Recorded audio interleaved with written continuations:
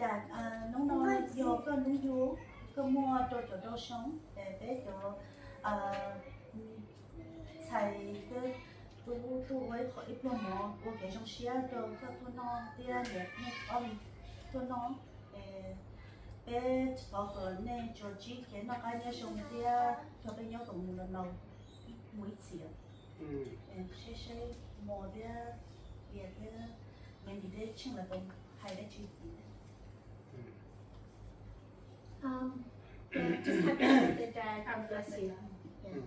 bé sẽ là trong xe đó Nung know your dad, nung you cho song today. So happy birthday to our dad. We love you very much. God bless you.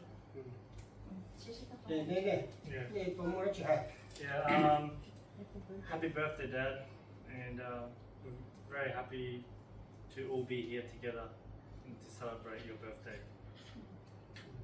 Yeah. Haley? Happy birthday, Dad. Happy birthday.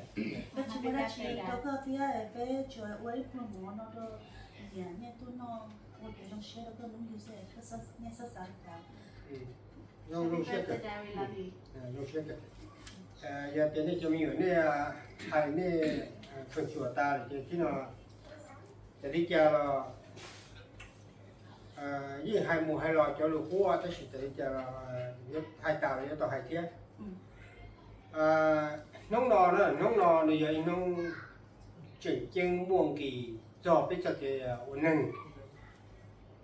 nhớ trong lúc đi tế nào mà lúc chơi nhung chỉ tỏ nè lúc chơi nhung ít xong chỉ đến chân mũi in chân ít xong một chân mũi in chân chỉ giờ đến đó cái qua cái trong xe trong lúc chơi lúc nhung mà cho mình nhiều là như là qua dưới lúc chua xong rồi giờ như là qua chua xong ta chỉ có tay xong ta chỉ bỏ là như là thì nhiều mua nhiều hậu lửa thế thì cái sau thì cũng gì thâu rồi qua ta sẽ phần tàu chỉ phải dùng qua thì cái giải tàu mà cho đến lúc nào mà cứ sao đó thì cái chỉ tháo qua nó vì thì là do in đủ đây cho ít bộ kiểu này đây là ok cái để nó bây giờ tụi tôi giàu lúc chế nè cái và nó hồi giờ nó cũng nó dù thế cái ít tuần xài thế tụi vào sau này đất còn nó tụi nó là một hồi đê thế cái gỡ họ là tọt thâu rồi lúc chơi nhiều thế thì tiền mà lấy xít chia cò ta đó lấy tiền lấy là uo nó chỉ tiêu dùng chỉ bao thì lấy xít thả ra là chỉ tiêu là cha cho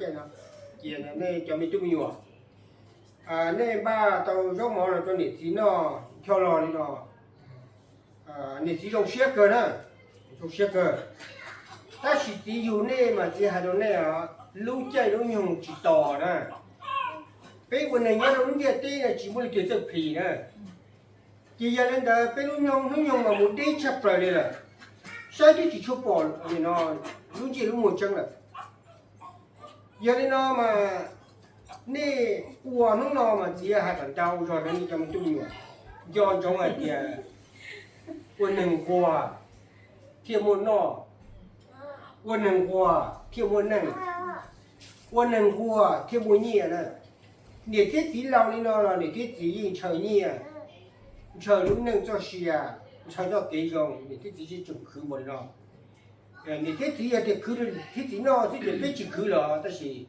bây giờ khử có cái mũi bò là từ này cho mình chú nhiều nó từ đây họ từ là cái ba tàu này như vậy nó bây giờ này là nó nên ba tàu đi nó là cho để thiết chỉ nó mình nó dùng xe cần gầu này nó dùng xe cần gầu để đi sát sao nếu muốn lúc chơi lúc nhiều cho còn lúc xong mình muốn chọt cho cầu xong tới đây là mà mình chờ cho rồi này giờ cho nó kia ta sĩ hàng thì tôi chỉ thành giờ cho là nhớ là chỉ dùng chua chỉ là dùng nó rồi giờ dùng cái ta sĩ nó mình để chỉ chừng mua xe mua giò chỉ muốn nước khó我练我带我搞路了就会纠结khi đó cũng cho tôi cho xài cho sáng từ cho tôi không nó cho tao tôi là anh sẽ bỏ thì những cái gì chỉ mua xe mua giò này cái này lúc xe lo bây vấn đề này gì bây giờ sai hiểu này bây giờ khi này mình cho cái dùng còn lúc chơi bây giờ khi cái này giá của tôi thầu tiền này giá lúc chơi này giá tôi nếu lúa bao nhiêu bao giá là này bao chỉ lúa là này bao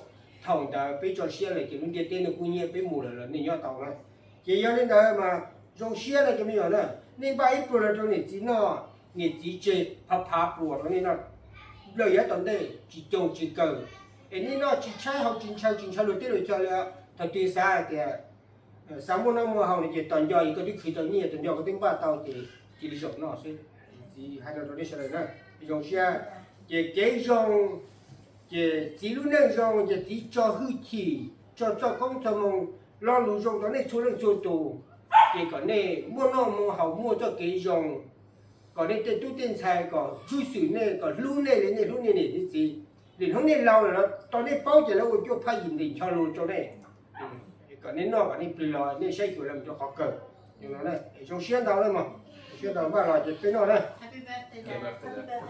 Okay, thank you. And thank you, Chen and Chloe, for allowing us to come to celebrate today. And thank you for preparing all the food and Thank you for everyone. and everybody for helping. Yeah, thanks everyone for coming. Okay. Yeah, thank you. Happy birthday to you. Happy birthday to you. Happy birthday, dear Dad. Happy birthday to you. Hip hip hooray! Hip hip hooray! Hip hip hooray! Can I make you wish Dad happy birthday? God bless you. Nó share ra cho nhiều này. Chúng ta mình sẽ It's your mum. Thank you. Thank you. Thank you.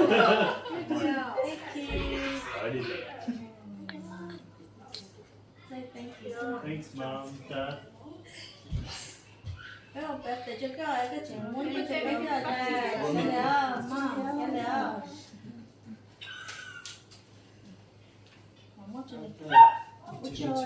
Nó này có đi.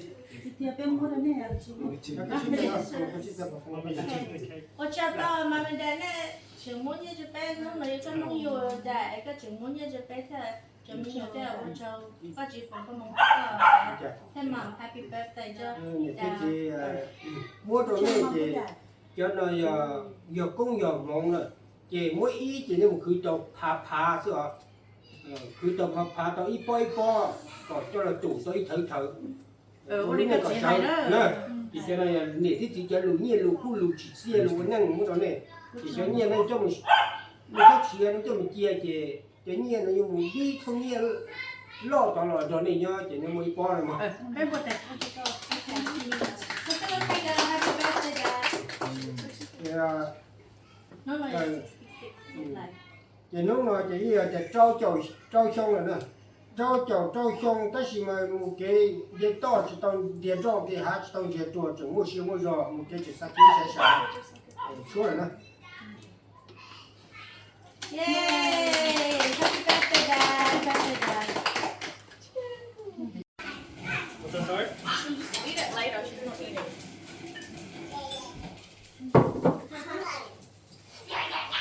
Nó cái gì đó. Oh, yeah.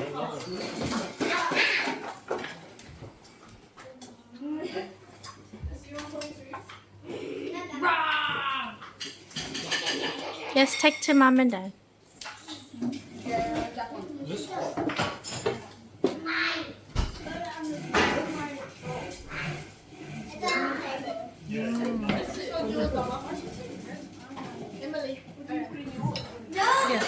Hút cho tớ. Em hút cho cô rồi có trẻ. No. Mom got you. No, got the chicken, ma. is that the same as that? No, got the chicken.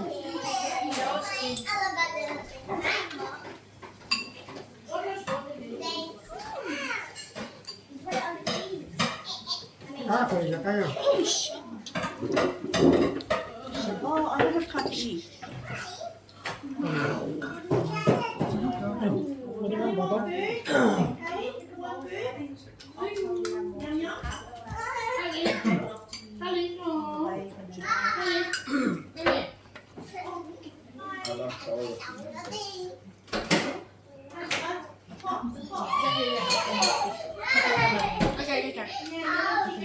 Okay, bye, Lee.